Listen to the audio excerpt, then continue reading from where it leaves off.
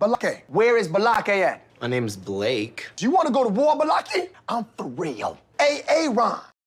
Ron is here. Thanks for joining me, everyone. I have a hilarious segment to share with you guys. Bert Kreischer's, the comedian Bert Kreischer, his father used to work for L. Ron Hubbard, and I have heard him tell this story before. I've even done a video on it before. I've never heard him discuss this with Louis C.K. It adds a much more comedic component to this whole thing. And he's provided details in this particular anecdote that I had not heard before. Let's just get right into it. It's not a very long story, but it's a good one. So let me change the view here real quick and let's go.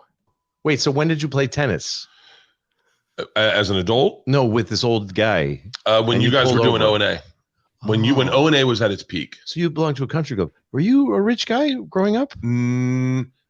Kind of. It's a weird thing to say these days because people read into it differently. My dad was a lawyer, and he was kind of like as successful as one could be as a lawyer. We lived in a pretty white trash neighborhood, but we could pay the bills. Yeah. And then L. Ron Hubbard hired my dad. Really? Yeah. And you can see Louis' eyes light up. Really? Wow. My dad beat the Church of Scientology in court, and L. Ron Hubbard said, anyone who can beat us is good enough for me. Put him on retainer. Yeah. So my dad worked for the church for, we just called it the church. The church. Sure. That's what we called it. Yeah. Growing up. If they're paying the bills, they're the church. They are the church. Yes. So we bought a nice house in a new neighborhood, and then L. Ron stiffed us.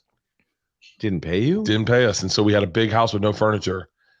And so my dad struggled to get keep everything afloat because it was like $135,000 for a house in 80, I guess in 82 probably. That's how he got him back. You got a guy a retainer, he can't come after you anymore, and then you never pay him. Never paid him. It's fucking smart. Yeah. And so little did he know I'd have Leah Remini on my show and trash the church. Yeah, but he's dead. He doesn't care. Yeah, Well, he's up in a spaceship somewhere. Is that right? Is that what he thinks? I'd do it. I believe in it. I'm looking for something. You are? Yeah. Well, how do you mean that? Okay, that's about the part in the video where they actually stopped talking about the story.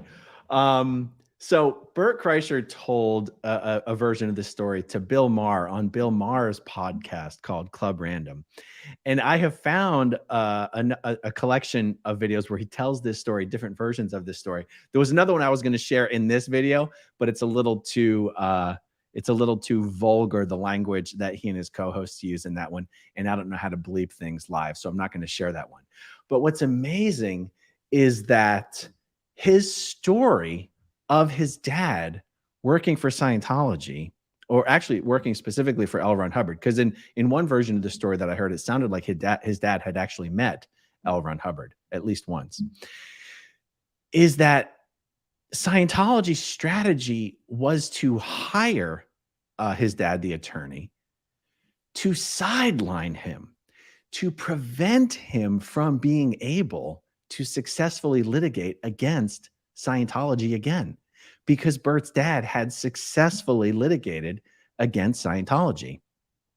And Scientology knew, L. Ron Hubbard knew, that the number of lawyers who were willing to take that task on, who weren't afraid of it, knowing how, I mean, this was back in the days when Scientology would litigate its enemies into oblivion. It's not like today where they've been largely neutered. I mean, Scientology today hasn't sued anybody in probably close to 25 years now. And the last person they did sue, they ended up just throwing money at that person to make them please go away and stop talking about David Miscavige. That was Debbie Cook. But even with all the exposure that's been happening with Scientology, you know, Going Clear, My Scientology Story with Louis Theroux, the book Going Clear, the documentary Going Clear, 3 seasons of Scientology in the Aftermath, Mike Rinder's book, A Billion Years, Leah Remini's book, Troublemaker. Not a single lawsuit has been filed. So Scientology has been largely neutered, legally speaking, these days. Not back when Bert Kreischer's dad litigated against them.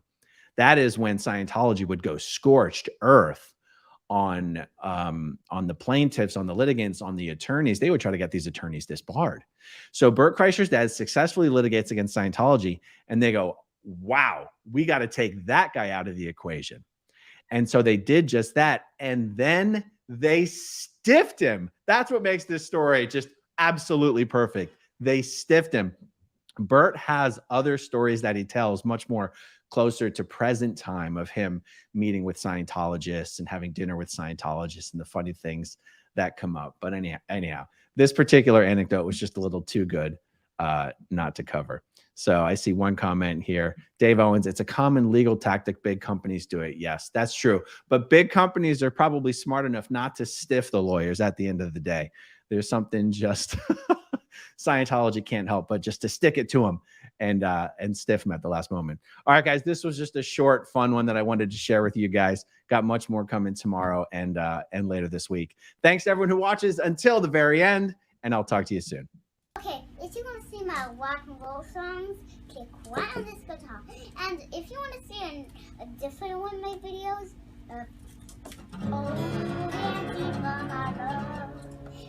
then you could click right inside here. If you have subscribed or not, subscribe right here. Bye.